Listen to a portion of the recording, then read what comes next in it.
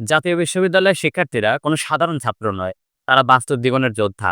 জাতীয় বিশ্ববিদ্যালয়ে পড়ে এমন হাজারো শিক্ষার্থী দিনরাত লড়াই করে তাদের নিজেদের পড়াশোনার খরচ চালায়। কেউ রাইড শেয়ার করে, কেউ টিউশনি করে, কেউ পার্ট টাইম জব করে, অথবা কেউ কোনো কোম্পানিতে ফুল টাইমের জন্যও থাকে।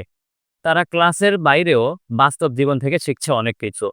অথচ আজ সেই শিক্ষার্থীদের মুখের উপর বলা হচ্ছে, তোমার ইনকোর্স নম্বর নেই, তুমি পরীক্ষা দিতে পারবে না, ক্লাসে উপস্থিত ছিল না, ফলাফল বাতিল, ফর্ম ফিল আপ করতে দেওয়া হবে না।